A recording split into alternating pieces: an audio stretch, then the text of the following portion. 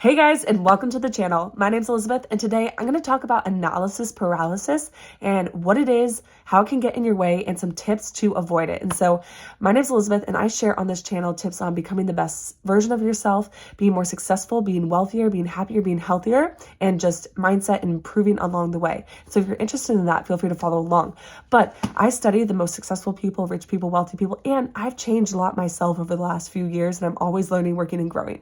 And so one thing that's held me back before is analysis paralysis. And so part of the reason this can be a problem is because in this world today, we have so many choices and we have so much access to knowledge and information that there's so much out there that we're like, oh my gosh, there's so much information. I want to pick the right thing, but there's a lot to choose from. And so that's one reason that we can be stuck. And that's probably my main reason, and the fear of making the wrong decision or wanting to make the best decision. But at the end of the day, if you want to be successful people move fast. They also take in the information, but then they quickly make a choice and they decide and they move forward, right? Because action is critical. We don't just want to sit on things, right? And I've sat on things for a long period of time when I should have just made a decision. And typically, most decisions aren't going to be fatal. There are some that are very serious, and so you do need to take your time with it. But a lot of times, we're just overthinking, and we have analysis paralysis, and it's not helpful. So I'm going to go ahead and get into this video and tell you about some tips.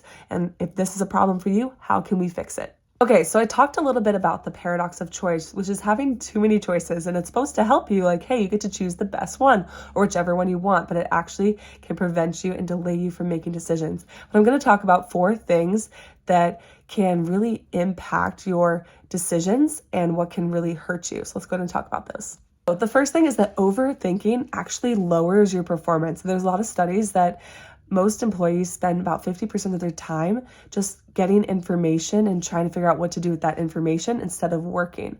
And so our working memory is where the magic happens. And when it comes to high-level cognitive tasks that you need to focus on and learning, you need to have this working memory. But if you are having all these inputs and all of these things to be thinking about, it's going to slow it down. And so this can really impact you because you're trying to stay focused, right? I just did a video on how to stay focused. If you have all these inputs and things going on, it's going to be a lot harder to do so. And the reason this is bad is because you have mentally demanding tasks, right? So I talk about eat the frog first. The hardest things I typically do in the morning. I get, what do I need to get done? And I do it in the morning. Brian Tracy talks about eating that frog first. That's because there's a lot of stuff that comes up in decisions and things and information. If you have too much information, you're going to have decision fatigue, you're going to have overthinking, and it's going to be hard to make a decision. So it's really important, especially if you're a leader, if you're a manager, or if you are trying to lead yourself in your life, get the hard things done first and stay focused. And then you can do other things throughout the day and structure it in an appropriate way. And so a lot of really successful people structure things differently throughout the day. And the main thing they do in the morning is their hardest things first. Second thing is that analysis paralysis actually kills your creativity. And creativity is so important into finding solutions, into finding new ideas and discovering new inventions or whatever, new ways of doing things and solving problems. And so a Stanford study came out recently where they did these MRI studies and had participants hooked up, and they studied different parts of the brain, like the cerebellum, the prefrontal cortex, etc. And then they had them do these exercises and typically in these drawings. And so the drawings that were most creative were actually when they were focused not on some stressful situations. So then when there was a lot of input and information, the drawings were worse. And so when they didn't have any inputs or anything going in, the drawings were the best. And so the results showed that when there are less distractions, less choices, less information in the brain, in certain parts of the brain, then you're going to be more creative. And so this is important to know and to stop putting all this information, because if you put all this information and too much information, then you're not going to be able to make the best creative decision. And typically creativity is where a lot of good decisions and a lot of good things come from. Number 3 is an interesting one. So overthinking eats up your willpower, your ability to make the right choice. And so a fascinating but also alarming study that was done recently by the National Academy of Science actually looked at decisions of parole board judges over a 10-month period. And the scary thing or interesting thing is that the judges were significantly more likely to grant parole if it was earlier in the morning and immediately after a food break. And so cases that came before the judges at the end of a long session were more likely to be denied. And this phenomenon was true in over 1,100 cases. And so that's so interesting that, like, think about that. If you're a parole judge, like, you are probably very smart and did a lot of work to get there, but you're a human and your energy levels are going to be different, or there's a lot of decisions that you have to make, or you have to do a lot of thinking and overthinking. And so at certain points in the day, like I talked about, you're going to not have as much energy, or you might not make the same decisions. You might make a different decision. And so those people were susceptible to whatever the judge is feeling at that moment, even though they're logical people and they got where they're supposed to be for a reason, most likely, right? But it does impact them, even really smart and successful people. And lastly, analysis paralysis actually makes you more unhappy. And so we're trying to live happy, healthy, and successful lives here. And so if you are analyzing things too much, it can actually be a problem. And so there is something that in 1956, an economist named Herman Simon, he created this term satisfier. And then he also had maximizer. And so satisfiers, typically they prioritize an adequate solution over an optimal solution. And then with the maximizers, they want to make the best possible decision. And so if you guessed correctly, the maximizers who want to maximize the outcome and maximize their decision, they actually were more anxious, more depressed, sad, and not as satisfied in their life because they were trying to make the best decision. But these satisfiers, they just decided, I'm going to make the optimal decision with the information that I have.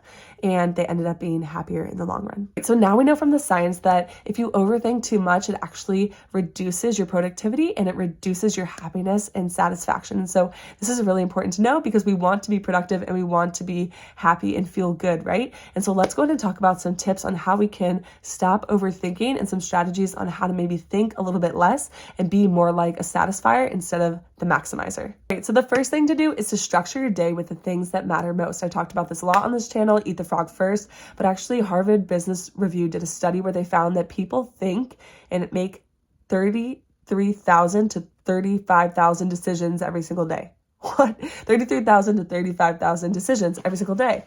And so if you are fresh in the morning, you can go ahead and start and not have to make all these crazy decisions. Get the hardest things done first. Even really successful people, they wear the same things because it reduces decision fatigue. And there is such a thing as decision fatigue. There's so many decisions you have to make. And so if you are a parent, if you are in a position of responsibility, if you have a certain job, if you're a manager, whatever, or if you're just trying to lead your own life, how can you reduce the decisions you have to make and obviously prioritize them based on decisions that matter more or have a significant impact or not, right? So like deciding what toothpaste you use probably isn't going to be as detrimental as maybe like where your child goes to school or a decision with your company. And so align those up accordingly and get those bigger things done in the morning. Number 2 is to intentionally limit the amount of information you consume. So maybe you're doing research on something and give yourself an hour to research. Maybe you're on social media and you have no purpose being there. You're just on it. So give yourself like a limit. That can really, really be helpful because otherwise you just consumed a bunch of information and maybe it was information you didn't want to. Or if you are going online or on YouTube or something, go there for a specific mission in mind or to go to a specific channel or to solve a certain problem. This can be really, really helpful. You want to limit the information coming in or don't watch the news or just set your life up in a way where you're not just being bombarded with all this information all the time. Number 3 is to set a deadline. So if you have a big decision to make or a decision that you care about, or even any decision, give yourself a deadline. If it's a small thing, give yourself 2 minutes. If it's a bigger thing, maybe give yourself an hour. If it's a really big thing, give yourself as much time as you think you need, like a week or whatever, but then that's your deadline. If you need help to be accountable, write it down, ask a friend or say, hey, I need to make a decision by this point. Can you make sure I've made this decision? You don't necessarily want to put it on other people, but have people who could support you. And so give yourself the deadline. You know what? I'm going to let myself think or worry for an hour. And then when that time's up, I'm not going to give myself that time. And this is a tip that a lot of therapists use, psychologists, people use this and give you time and schedule time in to think or to worry or to process or learn information. And if you give yourself a time limit, it can really, really help you. And then you find you're not as worried about it because you know you have a specific time to think about it, or you've already thought about it and you've moved on. Right, number 4, this is to know your main objective. So I just did a video on knowing your mission, your values, and who you want to serve. So if you know what your main objective or what your main goal is, then you know what you can say yes to and what you can say no to. Say yes to the things that align with your main mission and goals and say no to the other things. Or ask yourself and put it through that lens of, does this help me with my goals?